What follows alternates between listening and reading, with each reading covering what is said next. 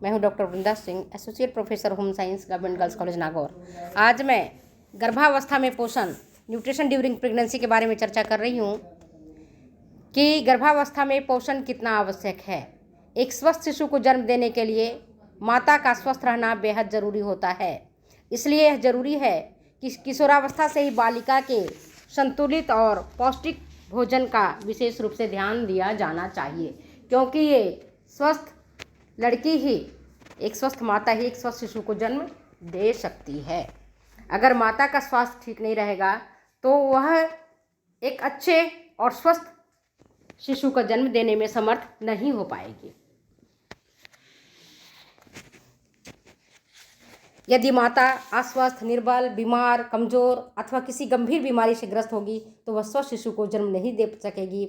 और ऐसा भी हो सकता है कि प्रसव के दौरान माँ और शिशु दोनों की मृत्यु हो जाए, अथवा माँ और शिशु उनमें से किसी एक की जान चली जाए। ऐसा भी हो सकता है कि अगर माँ और शिशु दोनों में से कोई जीवित रह भी जाए तो माता और शिशु दोनों में से कोई गंभीर बीमारी से संक्रमित हो जाए या पीड़ित हो जाए। इसलिए गर्भावस्था में विशेष पोषण की आवश्यकता होती है, क्योंकि गर्भावस्था में एक साथ ही 2 मानव शरीरों का पोषण होता है और पूरे 10 माह तक 40 सप्ताह अर्थात 9 माह तक शिशु माता के गर्भ में विकसित होता है। वह अपने पोषण संबंधी सभी आवश्यकताओं की पूर्ति के लिए अपने माता पर आश्रित रहता है। इस कारण माता को न केवल अपने स्वास्थ्य के लिए बल्कि अपने गर्भ में पल रहे शिशु के लिए भी पौष्टिक भोजन की आवश्यकता होती है। इसलिए माता का आहार ऐसा होना चाहिए जो उसे स्वयं के लिए तथा गर्भस्थ शिशु के लिए सभी तत्वों से भरपूर हो। गर्भकाल में भोज्य पदार्थों की मात्रा और गुणवत्ता दोनों में ही वृद्धि करनी होती है। संपूर्ण गर्भकालीन अवस्था में शिशु के आकार एवं भार में निरंतर वृद्धि होता है, परंतु गर्भकाल के अंतिम 3 महीनों में गर्भस्थ शिशु का विकास बड़ी तीव्र गति से होता है। जन्म के समय शिशु का वजन 2.5 से 3.5 किलोग्राम तक हो जाता है। इसलिए गर्भकालीन अवस्था में पोषण संबंधी तत्वों की आवश्यकता का महत्व विशेष रूप से बढ़ जाता है। एक स्वस्थ शिशु जब जन्म लेता है तब उसके शरीर में निम्न तत्व मौजूद रहते हैं। वो क्या क्या है देखिए। प्रोटीन होता है 500 ग्राम, कैल्शियम होता है 24 ग्राम, फास्फोरस होता है 14 ग्राम और लोहा होता है 0.5 ग्राम। ये सारी चीज़ें जो मैंने अभी आपको बताया, प्रोटीन 500 ग्राम, कैल्शियम 24 ग्राम, फास्फोरस 14 ग्राम और लोहा 0.5 ग्राम, ये सारी चीज़ें बालक अपने माता के शरीर से प्राप्त करता है। और अगर माता के शरीर में ये सारी चीज़ें नहीं होंगी तो वह अपने शिशु को कहाँ से उपलब्ध करवा पाएगी। इसके बावजूद भी शिशु अपने माता के शरीर से ही सारी चीज़ों को ग्रहण करता है, जिसके कारण माता का शरीर दुर्बल हो जाता है। अगर कैल्शियम नहीं बालक को मिलता है तो माता के अस्थियों से और दांतों से कैल्शियम को प्राप्त करता है। लोहा की प्राप्ति के लिए वो माता के रक्त से लेता है, जिसके कारण माता को हीमोग्लोबिन, माता के खून में जो हीमोग्लोबिन की कमी है, शरीर में हीमोग्लोबिन की कमी हो जाती है। तो आप देख चुके हैं कि ये जो चीज़ें हैं, विटामिन है, कैल्शियम है, लोहा है, फास्फोरस है, प्रोटीन है, ये सारे पोषक तत्व माता के शरीर में पर्याप्त मात्रा में होनी चाहिए। अगर माता के शरीर में ये सारी चीज़ें पर्याप्त मात्रा में नहीं होंगी तो शिशु को भी ये सारी चीज़ें नहीं मिल पाएंगी और माँ और शिशु दोनों ही कमज़ोर हो जाएंगे। अक्सर आप देखते हैं कि भारत में जो एक शिशु का वजन होना चाहिए 3 से 3.5 किलोग्राम जन्म के समय, वह कम ही रहता है। 2.5 किलोग्राम, 2 किलोग्राम, 1.5 किलोग्राम भी देखने को मिलता है और माता के वजन में भी कमी होती है। इसका मुख्य कारण उनके पोषण में कमी है। अगर उनका पोषण ठीक प्रकार से होगा तो जो चीज़ें आप देख रहे हैं कि शिशु का वजन जन्म के समय कम होगा, वो कम नहीं होगा। केवल शिशु का वजन कम होने से मतलब नहीं है, बल्कि होता यह है कि जब शिशु का वजन कम हो जाता है तो उस दौरान उसका मानसिक विकास भी कम हो जाता है, क्योंकि प्रारंभ अवस्था में, शैशवावस्था के प्रारंभ के दिनों में शिशु का मानसिक विकास तीव्र गति से होता है। इसलिए गर्भकालीन अवस्था में संतुलित और पौष्टिक आहार लिया जाना नितांत आवश्यक है। इससे गर्भकालीन कठिनाइयां कम हो जाती हैं, प्रसव सामान्य होता है और गर्भस्थ शिशु की भी समुचित वृद्धि और विकास होता है।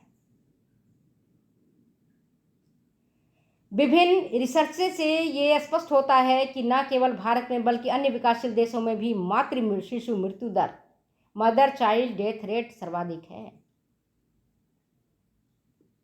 इसका मुख्य कारण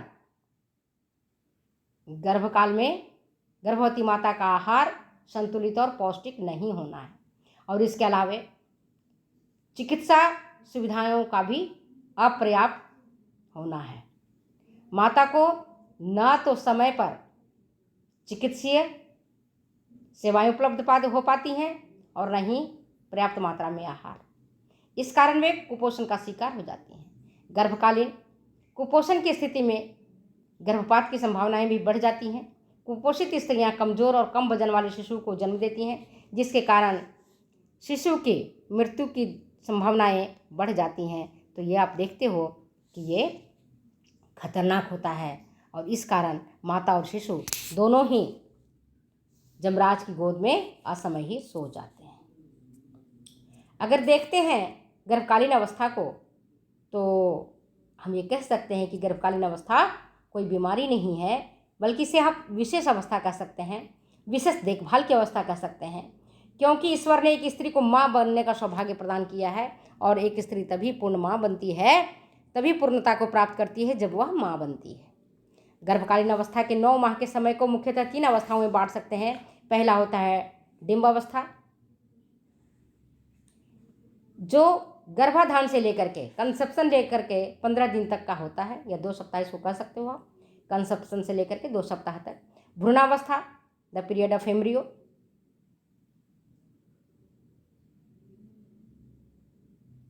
15 दिन से 2 माह तक। और गर्भस्थ शिशु की अवस्था, जिसको आप द पीरियड ऑफ फीटस कह सकते हो, या 3रे माह से प्रारंभ होकर के शिशु जन्म तक की अवस्था को कहते हैं। तो आप ये देखिए कि गर्भावस्था के 3 अवस्थाएं हैं, जो सबसे महत्वपूर्ण है। आपके एक नंबर के जो प्रश्न आते हैं उसके लिए भी ये महत्वपूर्ण है। पहला है डिंबावस्था, द पीरियड ऑफ ओवम, दूसरा है द पीरियड ऑफ एम्ब्रियो, भ्रूणावस्था, और तीसरा है गर्भ शिशु की अवस्था, द पीरियड ऑफ फीटस। और ये जो अवस्थाएं मैंने आपको बताई, तो प्रारंभ के जो डिंब अवस्था है और भ्रूणावस्था, इसमें खास परिवर्तन नहीं होते हैं, क्योंकि ये गर्भाधान से 2 माह तक ही होता है। और 3रे माह से लेकर के जो शिशु जन्म के समय तक की अवस्था होती है, इसमें माता के शरीर में कई परिवर्तन आते हैं, और कुछ परिवर्तन तो बाह्य होते हैं और कुछ आंतरिक होते हैं। बाह्य परिवर्तन तो सबको दिखाई देते हैं, और जो आंतरिक परिवर्तन होते हैं उसके बारे में भी हम आपको चर्चा करते हैं। गर्भावस्था में कौन कौन से शारीरिक परिवर्तन होते हैं, इस बारे में आज मैं आपको बता रही हूँ। Physiological changes during pregnancy. सबसे पहले गर्भवती स्त्री के वजन में वृद्धि होता है, increase in weight of pregnant mother. गर्भावस्था में गर्भवती स्त्री के वजन में वृद्धि होती है। गर्भकाल के प्रथम 3 माह में जो गर्भवती स्त्री है, उसके, जो मैंने आपको पहले भी बताया था, उसके वजन में वृद्धि न के बराबर होती है, क्योंकि प्रथम 3 माह में भ्रूण का विकास अत्यंत मंद गति से होता है। इस समय पाचन क्रिया धीमी हो जाती है, माता को उल्टी की भी शिकायत हो जाती है। परंतु गर्भावस्था के 4 माह से लेकर 9वें माह तक गर्भिणी के वजन में वृद्धि होने लगती है। ऐसा गर्भ शिशु द्वारा अधिक पोषण मांग के कारण होता है। 4थे माह से प्रति सप्ताह 1.2 पाउंड तक वजन में वृद्धि होती है। शिशु जन्म के समय तक गर्भवती माता का वजन में 10 से 12.5 किलोग्राम तक का वृद्धि हो जाता है। वजन की वृद्धि रक्त वसा की मात्रा बढ़ने से, गर्भाशय के आकार में परिवर्तन से, ग्लूकोज तरल, एमनियोटिक फ्लूइड आदि में वृद्धि होने के कारण होता है। अब वृद्धि अगर देखोगे तो आप देखते हैं कि गर्भ शिशु के वजन में 3.5 किलोग्राम, मतलब 3.5 किलोग्राम तो आपका शिशु का वजन होता है, और जो एमनियोटिक फ्लूइड है वो 500 ग्राम, स्तनों में 1000 ग्राम, गर्भाशय में 950 से 1000 ग्राम, अन्य शारीरिक तंतुओं में 5500 ग्राम, मतलब 5.5 किलो, और कोशिकीय तरल पदार्थ गर्भावस्था में 1500 ग्राम की वृद्धि होती है। इस कारण गर्भिणी के वजन में वृद्धि 10 से लेकर के 12.5 किलोग्राम तक का हो जाता है।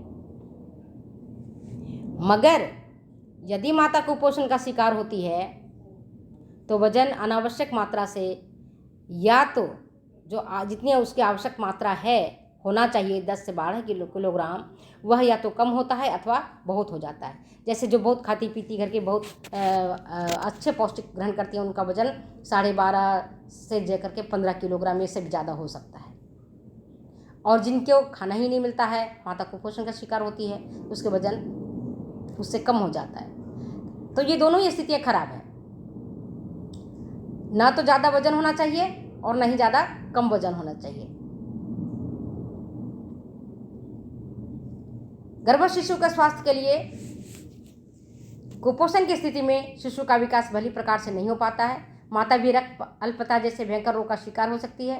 शारीरिक भार में वृद्धि न होना शिशु के गर्भ में मर जाने का भी द्योतक हो सकता है। गर्भावस्था में अति भार का होना भी खतरनाक साबित हो सकता है। मैंने जैसा कि आपको बताया, अल्प भार भी खतरनाक है। तो दोनों ही स्थितियों से बचने के लिए माता का आहार बैलेंस होना चाहिए, जिससे उसका जन्म सामान्य प्रसव प्रक्रिया द्वारा ना होकर शल्य प्रक्रिया द्वारा होता है। इस कारण माता को अकारण ही ऑपरेशन संबंधी कष्टों को झेलना पड़ता है। तो आप देखते हैं कि जो माता का वजन है, गर्भवती माता का वजन, वह निर्धारित मात्रा में ही बढ़ना चाहिए। प्रारंभ के 2.5 महीने में गर्भाशय और स्तन के जो वजन में वृद्धि होती है वो 170 ग्राम होता है। रक्त 100 ग्राम तक बढ़ता है, वसा 325 ग्राम तक बढ़ता है, और भ्रूण, गर्भनाल और अन्य तरल पदार्थ 55 ग्राम। मतलब इस समय भ्रूण की अवस्था जो है सो बहुत छोटा होता है, 2.5 माह तक। यही फिर आगे जाकर के 9 माह तक करके बढ़ते बढ़ते 4.750 ग्राम तक भ्रूण, गर्भनाल और अन्य तरल पदार्थ बढ़ जाता है, जिसमें 2.5 से 3 किलोग्राम और 3.5 किलोग्राम तक तो भ्रूण का ही वजन रहता है। 7.5 महीने में इनकी वजन, भ्रूण की वजन 2.5 किलोग्राम तक हो जाती है, और गर्भनाल और अन्य तरल पदार्थ का, वसा जो स्त्री की है, स्त्री के शरीर में वसा का वजन लगभग 3.5 किलोग्राम हो जाता है।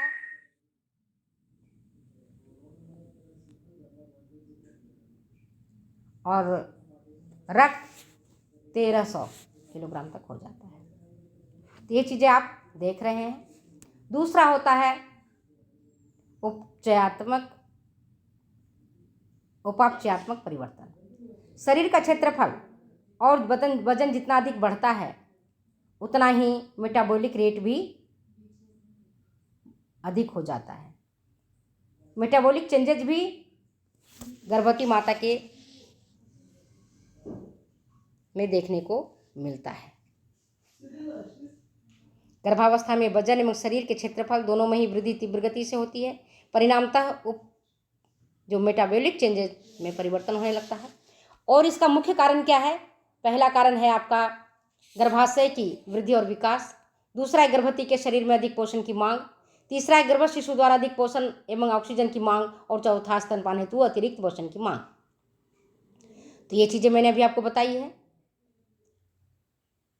तो उपरोक्त सारे कार्यों को जो संपन्न करने के लिए पौष्टिक तत्वों की आवश्यकता होती है। गर्भाशय, स्तन, अप्रा, जिसको प्लेसेंटा बोलते हैं, गर्भस्थ शिशु फीटस बोलते हैं, एमनियोटिक फ्लूइड आदि में वृद्धि से गर्भिणी के शरीर में प्रोटीन की मांग बढ़ जाती है। गर्भकाल के आधारीय उपापचय दर बेसल मेटाबॉलिक रेट BMR में 10 से 25% तक की वृद्धि होती है। यद्यपि रक्त में ग्लूकोज की मात्रा में कोई परिवर्तन नहीं होता है, परंतु मूत्र में ग्लूकोज की मात्रा बढ़ जाती है। इस कारण गर्भकाल में अल्प समय के लिए गर्भवती स्त्री को डायबिटीज़ भी हो जाता है। तो आज मैं आपको ये बता रही हूँ। अगले वीडियो में इसी के कंटिन्यूएशन में आगे बताऊँगी कि क्या क्या परिवर्तन होते हैं।